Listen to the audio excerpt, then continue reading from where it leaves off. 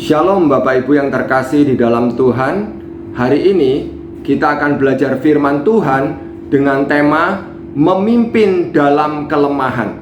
Kita akan membaca dari 2 Korintus 12 ayat 1 dan 2, lalu 2 Korintus 12 ayat 9 dan 10. Demikian firman Tuhan. Aku harus bermegah sekalipun memang hal itu tidak ada faedahnya. Namun demikian aku hendak memberitakan penglihatan-penglihatan dan penyataan-penyataan yang kuterima dari Tuhan. Aku tahu tentang seorang Kristen 14 tahun yang lampau, entah di dalam tubuh aku tidak tahu, entah di luar tubuh aku tidak tahu. Allah yang mengetahuinya, orang itu tiba-tiba diangkat ke tingkat yang ketiga dari surga. 2 Korintus 12 ayat 9 dan 10. Tetapi jawab Tuhan kepadaku, cukuplah kasih karuniaku bagimu, sebab justru dalam kelemahanlah kuasaku menjadi sempurna. Sebab itu terlebih suka aku bermegah atas kelemahanku, supaya kuasa Kristus turun menaungi aku.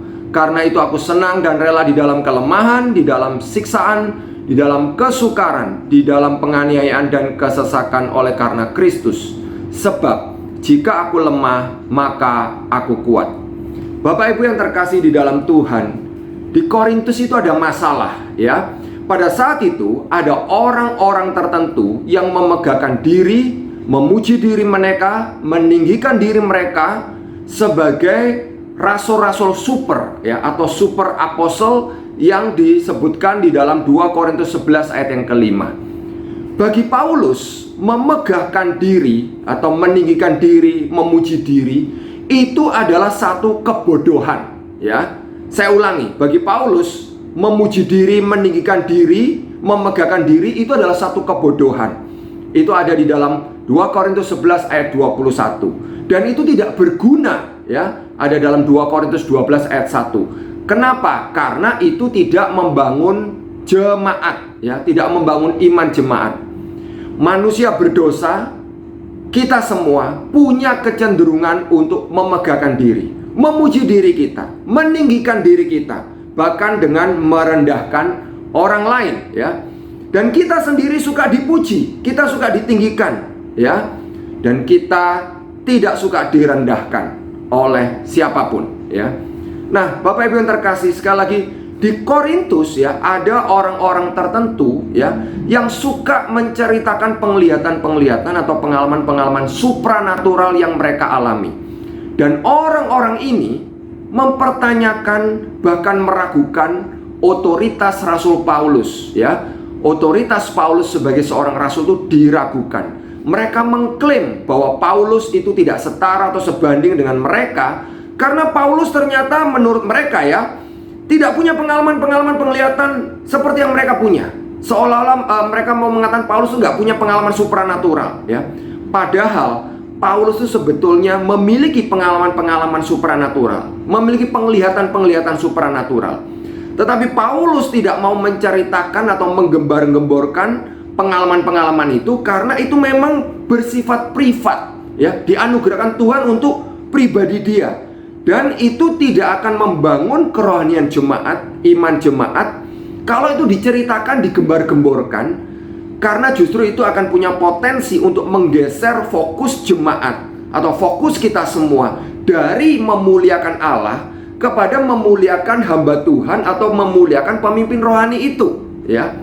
Jadi Bapak Ibu yang terkasih, ada bahaya di dalam memegahkan diri yang mau digarisbawahi oleh Paulus di sini.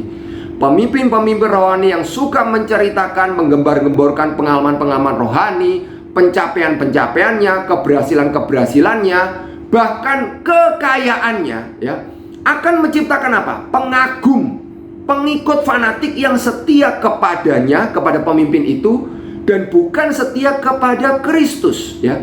Di sini ada bahaya kultus individu, ada bahaya penyembahan berhala kepada pemimpin-pemimpin rohani ya. Dan itu sudah terjadi kalau kita membaca 1 Korintus, ada yang disebut sebagai golongan Petrus, golongan Paulus, golongan Apolos, golongan Yesus, dan seterusnya. Sehingga terjadi perpecahan di dalam jemaat Korintus ya. Bapak Ibu yang terkasih, pemimpin rohani ya, tugas kita sebagai pemimpin rohani, sebagai orang-orang yang mau melayani Tuhan, tugas utamanya adalah menolong jemaat untuk mengenal, mengagumi, mentaati, dan setia kepada Kristus saja. Bukan setia kepada pemimpin-pemimpin rohani, bukan setia kepada yang lain, tetapi mengagumi Kristus, setia kepada Kristus saja, ya. Jadi kalau kita melihat bagaimana cara Paulus menghindari dari memegahkan diri, ya.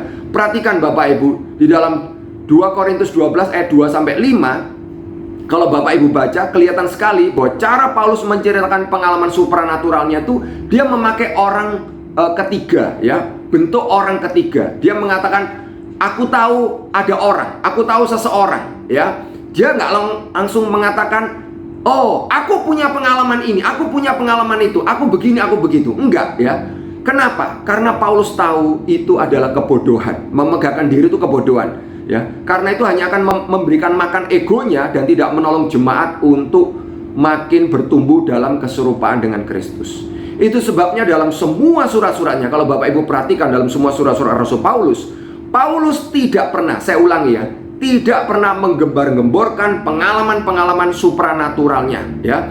Dan di 2 Korintus ini pun sebetulnya ketika Paulus sampai menceritakan pengalaman supranaturalnya, itu dia menuliskannya dengan terpaksa. Saya ulangi ya, dengan terpaksa. Kenapa? Karena Paulus punya tujuan untuk menyadarkan para penentangnya, ya, atau para pemimpin-pemimpin palsu itu, rasul-rasul palsu itu, bahwa itu semua adalah satu kebodohan, ya. Jadi Bapak Ibu yang terkasih di dalam Tuhan, ya, di dalam 2 Korintus 12 ayat 9 dan 10 sekali lagi Paulus mengatakan, tetapi jawab Tuhan kepadaku, cukuplah kasih karuniaku bagimu, sebab justru dalam kelemahanlah kuasaku menjadi sempurna. Sebab itu terlebih suka aku bermegah atas kelemahanku, supaya kuasa Kristus turun menaungi aku. Karena itu aku senang dan rela di dalam kelemahan, di dalam siksaan, di dalam kesukaran, di dalam penganiayaan dan kesesakan oleh karena Kristus. Sebab jika aku lemah maka aku kuat, ya. Jadi Bapak Ibu, Paulus memilih untuk bermegah dalam kelemahan. Apa artinya bermegah dalam kelemahan? Paulus belajar menerima kelemahan, penghinaan, kesulitan, dan penderitaan. Dia belajar bersyukur dan percaya kepada kebaikan Allah, bahkan ketika dia mengalami kelemahan dan penderitaan. Paulus belajar untuk terus setia mengerjakan panggilan Allah, ya, di tengah segala kesulitan. Bahkan ketika doanya dia berseru 3 kali supaya utusan iblis itu mundur, tetapi Allah mengatakan, cukuplah kasih karuniaku, ya. Bapak Ibu, jika kita lemah menurut Paulus, sesungguhnya kita itu kuat kalau kita benar-benar bergantung kepada Tuhan, ya. Jadi melayani, memimpin dalam kelemahan itu akan menolong diri kita menjadi apa adanya, ya. Itu akan menolong kita menjadi apa adanya, tidak pura-pura, ya. Tidak pura-pura supaya kelihatan baik, supaya kelihatan rohani, supaya dikagumi orang. Tidak seperti itu, ya. Dan melayani atau memimpin dalam kelemahan itu akan menolong kita untuk apa? Kita tidak akan menolak, tidak akan menutupi, tidak akan menyangkali kelemahan dan kerapuan serta kesalahan kita, ya. Kalau kita ditegur orang, kita bisa berterima kasih, kita bisa minta maaf, ya. Kita bisa punya komitmen untuk bertobat dan berubah. Mengapa? Karena kasih karunia Allah selalu cukup tersedia untuk kita, untuk mengampuni kita, untuk memulihkan hidup kita, supaya kita akhirnya menjadi orang-orang yang berkenan kepada Allah. Kiranya Tuhan memberkati Bapak Ibu sekalian, dan marilah kita boleh hidup sebagai pemimpin, sebagai pelayan. Kita memimpin dan melayani dalam kelemahan, ya. Di dalam keterbatasan kita melayani apa adanya sebagai orang-orang yang melayani betul-betul untuk memuliakan nama Tuhan, bukan untuk memuliakan diri kita sendiri. Tuhan memberkati. Shalom.